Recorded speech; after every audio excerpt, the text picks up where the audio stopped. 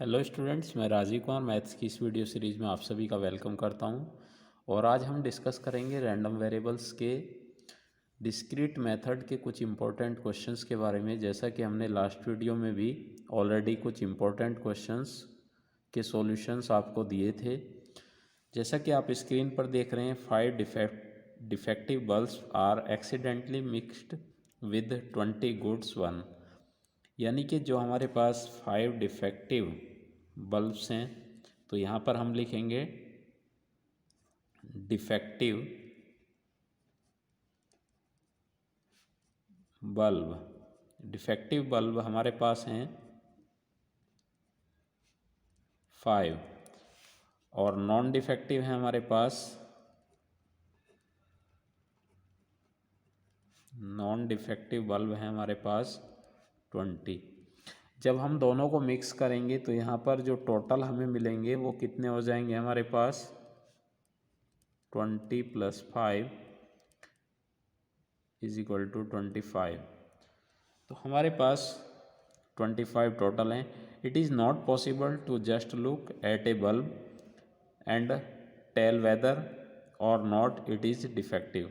अब हम किसी भी बल्ब को देखकर ये नहीं बता सकते हैं कि ये डिफेक्टिव है या नॉट डिफेक्टिव है। तो find the probability distributions of the number of defective. तो आपको जो प्रोबेबिलिटी डिस्ट्रीब्यूशंस बनाना है वो किसका बनाना है। यहाँ पर ये लाइन हमारे लिए बहुत इंपॉर्टेंट होती है कि यहाँ पर हमसे किसके लिए पूछा गया है। अब इसमें से कितने बल्ब्स यहाँ पर चूज़ किए जाएंगे। If 4 bulbs are drawn at random from the lot. तो यहाँ पर हमें 4 बल्ब चूज़ करने हैं आउट ऑफ 25। तो अगर हम रैंडम नंबर की बात करें तो रैंडम नंबर किसके लिए बनेगा, नंबर ऑफ डिफेक्टिव्स के लिए। तो हमने यहाँ पर कितने बल्ब चूज़ किए हैं 4। तो रैंडम नंबर कौन कौन से हो सकते हैं हमारे पास, या तो 0 यानी कि कोई भी डिफेक्टिव नहीं हो सकता है, या 1 हो सकता है, 2 हो सकता है, 3 हो सकता है और 4 हो सकता है। तो लेट यहाँ पर हम लिखेंगे let x denotes the number of defective bulb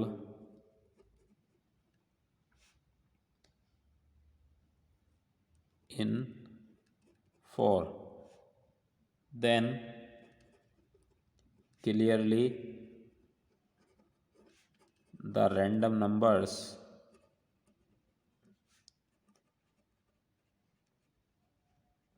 are 0, 1, 2, 3 and 4। इस तरह हमारे पास रैंडम नंबर 0, 1, 2, 3, 4 हमें फाइंड आउट हो जाएंगे। अब हम यहाँ पर प्रोबेबिलिटी निकालते हैं रैंडम नंबर 0 के लिए। रैंडम नंबर 0 क्या बताएगा, प्रोबेबिलिटी किसकी, नॉन डिफेक्टिव, यानी कि हमारे पास कोई भी डिफेक्टिव नहीं है। अब हमने यहाँ पर 2 कैटेगरी बना रखी हैं, डिफेक्टिव और नॉन डिफेक्टिव। अब हमने उसमें से 4 बल्ब को चूज़ किया है, तो हम बात कर रहे हैं इसमें से हमारा कोई भी डिफेक्टिव नहीं है। तो इसका मीनिंग क्या होगा कि 5 में से हमारे पास एक भी 0, यानी कि 5 में से जो हमने चूज़ किया है वो 0 है, क्योंकि हम बात नॉन डिफेक्टिव की कर रहे हैं। तो इसमें हमारा 0 आएगा और हम इसमें से जो हम चूज़ करेंगे वो 20 में से वो हमारे चारों के चारों कैसे होंगे, नॉन डिफेक्टिव होंगे।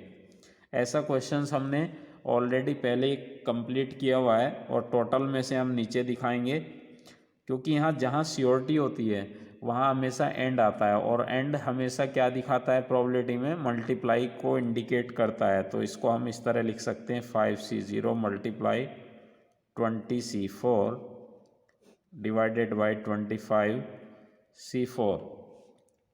अब हम इसको कैलकुलेट करेंगे इस वैल्यू को, तो हमारे पास आएंगे 20 × 19 × 18 × 17 और डिवाइडेड बाई 25, 24, 23 एंड 22।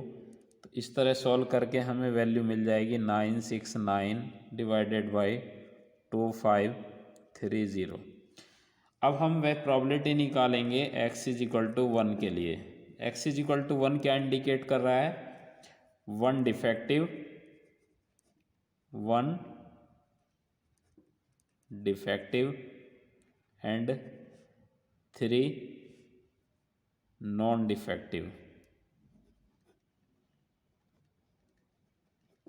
तो इसका मीनिंग हो जाएगा कि अगर मैं एक डिफेक्टिव चूज़ करता हूँ तो 5 में से चूज़ किया होगा मैंने, तो 5C1 मल्टीप्लाई एंड आएगा यहाँ पर भी, तो हम डायरेक्ट यहाँ पर मल्टीप्लाई लिख सकते हैं। और इस बार हमें 3 और लेने होंगे, तो वो हम चूज़ करेंगे 20 में से। नीचे हमारा सेम वही रहेगा क्योंकि हमने आउट ऑफ 25 में से 4 लेने हैं। तो इसको अगर हम सॉल्व करेंगे तो सॉल्व करने पर जो हमें इसकी वैल्यू फाइंड आउट होगी वो ये वैल्यू हमें मिल जाएगी। अब हम यहाँ पर निकालेंगे x इज इक्वल टू 2 के लिए। तो यहाँ पर हमारे पास इस बार कितने डिफेक्टिव हैं? 2 डिफेक्टिव हैं, और 2 ही कितने होंगे हमारे पास? Non defective. तो 2 हमारे पास हो जाएंगे नॉन डिफेक्टिव। तो यहाँ हो जाएगा 5C2 multiply 10C2 divided by 25C4। इसको भी हम सॉल्व कर लेंगे तो इसकी वैल्यू हमें ये मिल जाएगी 380 डिवाइडेड बाई 2530। अब हम x इज इक्वल टू 3 के लिए निकालेंगे। तो x इज इक्वल टू 3 का मीनिंग है यहाँ पर 3 डिफेक्टिव हैं एंड 1 नॉन डिफेक्टिव। तो यहाँ पर हम लिखेंगे 5C3 multiply 20C1 divided by 25C4, और इसकी वैल्यू सॉल्व करेंगे तो आ जाएगा 40 डिवाइडेड बाई 2530।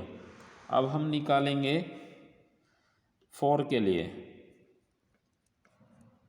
तो 4 के लिए लिखेंगे यहाँ पर P ऑल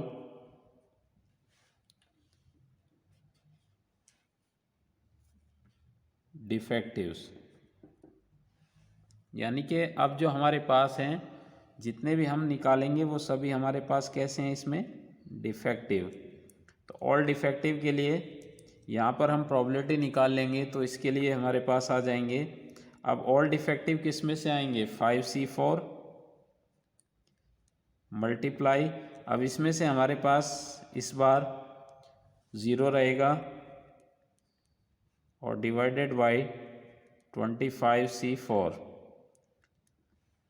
तो ये वैल्यू आ जाएगी हमारे पास जब हम इसको सॉल्व करेंगे 40, यानी कि हमने इसको 40 के लिए सॉल्व किया है।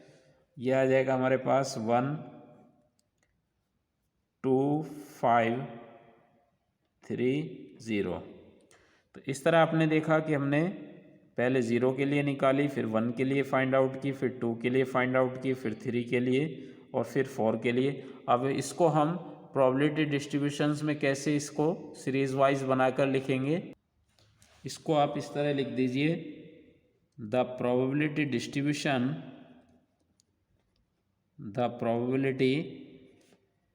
Distribution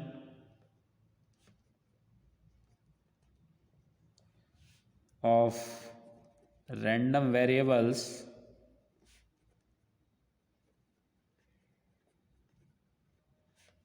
x is x and probability of x।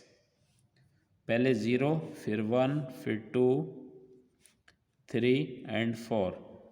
तो इसके लिए जो आपने वैल्यूज़ निकाली थी उन वैल्यूज़ को आप सीक्वेंस वाइज यहाँ पर लिख देंगे। और मैंने पहले भी आपको बताया है कि कभी भी अगर आपको आंसर चेक करना है तो इन सब को आप ऐड करके देख लीजिए कि इन सब की वैल्यू किसके इक्वल आनी चाहिए? 1 के इक्वलेंट आती है। अगर आप इन सभी प्रोबेबिलिटी का सम करके देखेंगे तो इन सभी प्रोबेबिलिटी का सम किसके इक्वल बताया हमने आपको कि जितनी भी हमारे पास पी ऑफ एक्स होती हैं ये कितनी आनी चाहिए, 1 आनी चाहिए। तो इससे हमारा कंफर्म हो जाता है कि जो हमने वैल्यूज़ निकाली हैं these all values are right values. तो इसके साथ ये क्वेश्चंस तो हमारा कंप्लीट हो जाता है। अब हम देखेंगे यहाँ पर next question. Another example for discrete random variables, a dice is tossed thrice। किसी डाइस को हमने 3 बार थ्रो किया। इस सक्सेस इज गेटिंग 1 और 6। अब जो हमें सक्सेस चाहिए या तो हमारा 1 आना चाहिए या 6 आना चाहिए on A toss. Find the mean and variance of the number of success. अब मीन और वेरिएंस हमारा तब निकल सकता है जब हमारे पास क्या अवेलेबल होती हैं, प्रोबेबिलिटी और रैंडम नंबर हमारे पास अवेलेबल होते हैं। तो सबसे पहले जब किसी भी हम डाइस को थ्रो करते हैं तो हमें ये समझना होगा कि उसका सैंपल स्पेस क्या होता है। तो सैंपल स्पेस क्या बनता है डाइस को जब हम थ्रो करते हैं, 1 2 3, यानी कि उसके टोटल आउटकम्स क्या आ सकते हैं, ये हमारा कहलाता है सैंपल स्पेस। अब हम यहाँ पर देख रहे हैं कि इवेंट हमसे किसकी मांगी गई है, हमें 2 ही नंबर मांगे गए, या तो हमारा सक्सेस 1 के लिए हो सकता है या 6 के लिए हो सकता है, बाकी का हमें और कोई नहीं लेना है। तो यहाँ पर जो हमारे पास नंबर ऑफ़ सैंपल स्पेस हैं वो 6 हैं और जो हमारे पास नंबर ऑफ़ इवेंट हैं वो हमारे पास केवल 2 हैं। तो इस तरह हम देखते हैं कि जो हमारे पास प्रोबेबिलिटी निकल कर आती है वो प्रोबेबिलिटी किसकी चाहिए, हमें सक्सेस की। यहाँ पर जो हमें सक्सेस दिया गया है तो सक्सेस होने की जो प्रोबेबिलिटी होती है वो क्या होती है, number of event upon number of sample space. तो 2/6 यहाँ पर हमें मिल जाएगा 1/3। और जो हमें फेलियर की प्रोबेबिलिटी आएगी उसको हम बार से रिप्रेजेंट करते हैं। तो ये हमारी कितनी आ जाएगी, फेलियर। फेलियर से मतलब है जब नहीं आएगा। तो नहीं आने का मतलब क्या होता है कि 1 में से 1/3 को लेस करा देते हैं तो उसके फेल होने की प्रोबेबिलिटी हमें मिल जाएगी, क्योंकि हमने ऑलरेडी पढ़ा है सक्सेस और फेलियर का सम कितना होता है, 1। अब यहाँ से हम ये देखेंगे कि जो हम रैंडम नंबर लेंगे तो हमने डाइस को यहाँ पर कितनी बार थ्रो किया है, ये बहुत इम्पोर्टेंट है हमारे लिए कि हमने कितनी बार उसको टॉस किया है, थ्राइस। तो थ्राइस का मतलब है कि जब मैं किसी डाइस को थ्रो करता हूँ तो हो सकता है कि यहाँ पर हमारा क्लियरली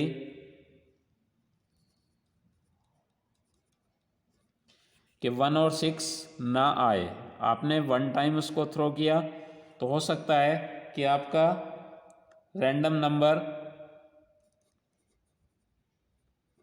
डिनोट्स करता है कि 1 और 6 ना आए पहले थ्रो के लिए। हो सकता है कि जब हम 1 और 6 को थ्रो करते हैं तो हमें एक बार 3 में से एक बार हमें 1 और 6 मिल जाए। हो सकता है कि हमें 3 थ्रो में से 2 बार 1 और 6 मिल जाए और हो सकता है कि तीनों बार ही हमारा 1 और 6 हमें मिल जाए। आप ट्राई कर सकते हैं। मान लीजिए किसी पासे को हम फेंकते हैं तो कभी कभी ऐसा होता है, आपने देखा होगा कि लूडो में हमारा 6 3 बार आ जाता है अगर हम 3 बार थ्रो करते हैं। तो वही यहाँ पर दिखाया जा रहा है कि हो सकता है कि ना आए, हो सकता है एक बार आए, 2 बार आए और मैक्सिमम कितना हो सकता है, 3। तो अब हम यहाँ पर सबके लिए प्रोबेबिलिटी निकालना स्टार्ट करेंगे। तो सबसे पहले x = 0 के लिए निकालिए। तो x = 0 के लिए दिखा रहा है कि 3 में से यहाँ पर आपको बाइनोमियल डिस्ट्रीब्यूशन लगाना होगा। फॉर्मूला हमें ऑलरेडी पता है, अगर नहीं पता है तो मैं यहाँ पर लिख के दे देता हूँ, x = r NCR P⁻r और Q⁻n-r। ये हमारा बाइनोमियल डिस्ट्रीब्यूशंस होता है जब हम यहाँ पर किसी भी रैंडम नंबर के लिए प्रोबेबिलिटी निकालना चाहते हैं। तो 3 में से हम 0 के लिए निकाल रहे हैं, तो यहाँ पर आ जाएगा 1/3 पावर 0 और 2/3 पावर 3 माइनस 0। इसको आप सॉल्व करेंगे तो 3C0 की वैल्यू तो 1 हो जाएगी, फिर आपका यहाँ पर फिर अगेन 1 हो जाएगा और 2/3 मल्टीप्लाई 2/3 एंड मल्टीप्लाई 2/3, तो पहली वैल्यू आ जाएगी 8/27। इस तरह आप निकालेंगे x = 1 के लिए, तो यहाँ पर लिखेंगे 3C1 1/3 1 एंड 2/3 पावर 3 माइनस 1। इसकी वैल्यू हमें कितनी मिल जाएगी? 3C1 की वैल्यू होती है 3 मल्टीप्लाई 1/3 मल्टीप्लाई 2/3 एंड मल्टीप्लाई 2/3। तो इसको अगर हम सॉल्व करते हैं तो इसकी वैल्यू हमें मिलेगी 12/27।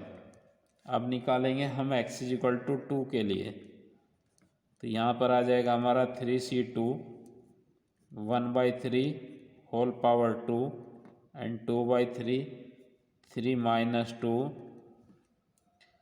तो ये वैल्यू आप सोल्व करेंगे तो इसकी वैल्यू सोल्व करके आ जाएगी 6/27। फिर नेक्स्ट हम निकालेंगे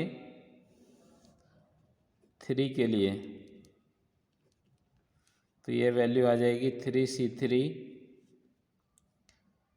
1/3 होल पावर 3 एंड 2/3 3 माइनस 3 1/27। अब इन सब को हम इस तरह डिफाइन करेंगे, the probability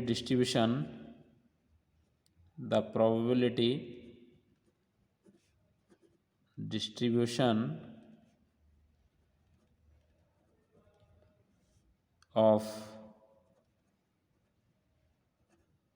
random variables x is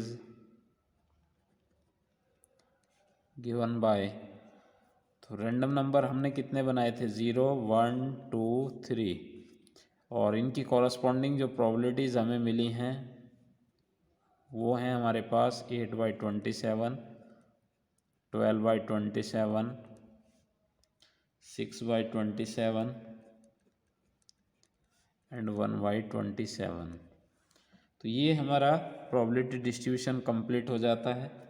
अब क्वेश्चंस में हमसे पूछा गया था मीन और वेरिएंस। जैसा कि हमने लास्ट वीडियो में ऑलरेडी स्टडी किया था कि मीन और वेरिएंस निकालने के लिए हमें क्या करना होता है, तो यहाँ पर हम डिफाइन करेंगे मीन के लिए। मीन का फॉर्मूला क्या था हमारे पास?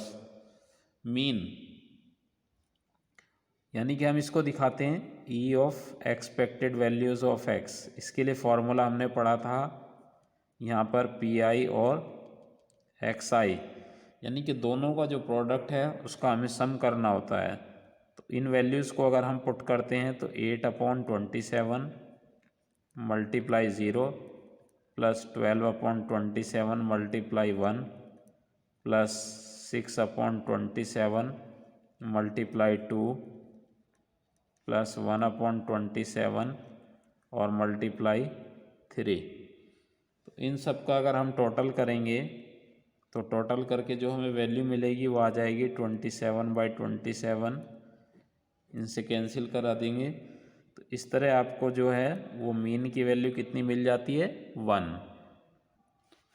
और मीन को हम पहले भी बता चुके हैं कि इसको हम किससे और डिफाइन करते हैं? μ1 डैश इजिकल टू आपका आंसर आपको यहाँ पर 1 मिल जाएगा। अब नेक्स्ट हमसे पूछा गया है वेरिएंस। तो वेरिएंस के लिए हम यहाँ पर लिखेंगे वेरिएंस, और वेरिएंस के लिए हमने क्या पढ़ा है कि वेरिएंस कैसे फाइंड आउट करते हैं। वेरिएंस के लिए हमने आपको बताया था वेरिएंस जो होता है वो स्टैंडर्ड डेविएशंस का स्क्वायर होता है, और इसकी जो वैल्यू होती है वो आपको बताई थी सिग्मा x आई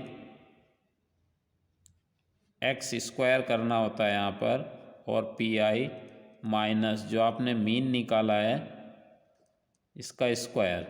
आपने पहले एक्स की प्रोडक्ट की थी, इस बार आपको एक्स स्क्वायर कराना होता है। तो यहाँ पर जैसे जैसे जो भी हमारे पास रैंडम नंबर थे ज़ीरो हैं, तो ज़ीरो का स्क्वायर मल्टीप्लाई 8/27 प्लस फिर नेक्स्ट कितना था हमारे पास, 1 स्क्वायर मल्टीप्लाई उसकी कॉरस्पॉन्डिंग प्रोबेबिलिटी कितनी थी हमारे पास, 12/27। फिर नेक्स्ट है हमारे पास 2 मल्टीप्लाई कॉरस्पॉन्डिंग प्रोबेबिलिटी थी 6/27 प्लस नेक्स्ट था हमारे पास 3 और उसकी कॉरस्पॉन्डिंग प्रोबेबिलिटी है 1/27 और माइनस मीन कितना निकाला था अभी हमने 1। तो इन सभी वैल्यूज़ को 1 बाई 1 यहाँ पर पुट करेंगे और इसको सोल्व कर लेंगे। तो पहली वैल्यू 0, फिर नेक्स्ट आएगी 12/27 प्लस 24/27 प्लस 9/27 माइनस 1। तो ये वैल्यू आपको मिल जाएगी 45/27 माइनस 1, और इसको हम कैंसिल करा सकते हैं 9 से, तो 5/3 माइनस 1, इसको हम सोल्व कर लेंगे तो हमें आंसर इसका 2/3 यहाँ पर मिल जाएगा। तो ये इसका वेरिएंस आपको मिल गया 2/3। और अगर आपसे थर्ड पार्ट में पूछा जाए कि इसका स्टैंडर्ड डेविएशन निकालो, तो वेरिएंस जो होता है अभी हमने आपको बताया वो क्या होता है, सिग्मा स्क्वायर होता है, यानी कि स्टैंडर्ड डेविएशन का स्क्वायर ही वेरिएंस बोला जाता है। तो 2/3 को आप यहाँ पर पुट कर देंगे। तो इस तरह आपने देखा कि स्टैंडर्ड डेविएशंस की वैल्यू हमें कितनी मिल जाएगी, √2/3। आई होप कि आपको जो मैंने दो क्वेश्चंस बताए ये दोनों क्लियर हो गए होंगे। और नेक्स्ट वीडियो में हम डिस्कस करेंगे कॉन्टिन्यूस रैंडम वेरिएबल के बारे में। Thank you.